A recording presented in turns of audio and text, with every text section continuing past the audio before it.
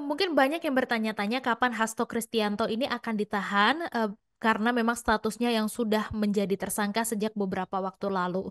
Jadi Komisi Pemberantasan Korupsi ini menyerahkan kelanjutan perkara yang menyeret Hasto kepada penyidik, termasuk soal pemanggilan paksa, dan juga, penahanan Hasto sebagai tersangka begitu ya.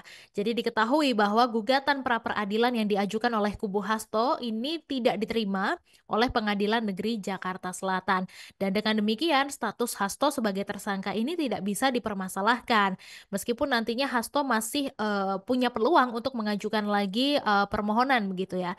Kemudian putusan hakim ini membuktikan bahwa penetapan Hasto sebagai tersangka sudah sesuai aturan dan juga ketentuan yang berlaku. Dan sementara itu, Wakil Ketua KPK Fitroh Rohcayanto memastikan bahwa KPK akan terus melanjutkan penyidikan terhadap Hasto, Tribuners.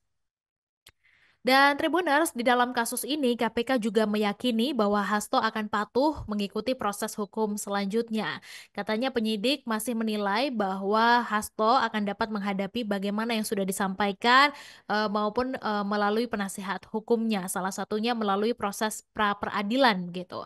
Dan dia juga menjelaskan bahwa dalam proses penanganan kasus Hasto ini penyidik KPK sudah banyak menghadapi tantangan, termasuk salah satunya gugatan pra peradilan yang diajukan oleh Hasto. Meski demikian, Tessa ini menilai bahwa gugatan pra peradilan tersebut diajukan sebagai wujud bahwa Hasto ini taat menjalani proses hukumnya.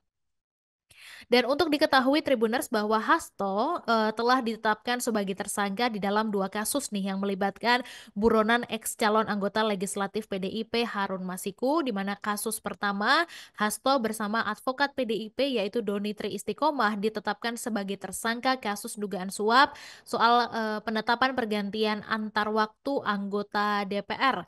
Kemudian nilai suapnya ini tidak tanggung-tanggung, yaitu mencapai 600 juta rupiah begitu Tribuners. Dan di dalam kasus kedua, Hasto ini ditetapkan KPK sebagai tersangka karena kasus dugaan perintangan penyidikan atau obstruction of justice di dalam pencarian Harun Masiku, di mana Hasto diduga melakukan serangkaian upaya nih agar eh, beberapa saksi tutup mulut begitu, dan Hasto juga memerintahkan Nur Hasan seorang penjaga rumah untuk menelpon Harun Masiku dan memintanya untuk melarikan diri. Dan setelah itu Hasto juga memerintahkan stafnya untuk menenggelamkan ponsel agar tidak ditemukan oleh KPK. Sehingga atas perbuatannya Hasto dijerat dengan pasal 5 ayat 1 huruf A atau pasal 5 ayat 1 huruf B dan pasal 21 atau pasal 13 Undang-Undang Tipikor junto pasal 55 ayat 1 ke 1 KUHP. Download Tribun X sekarang, menghadirkan lokal menjadi Indonesia.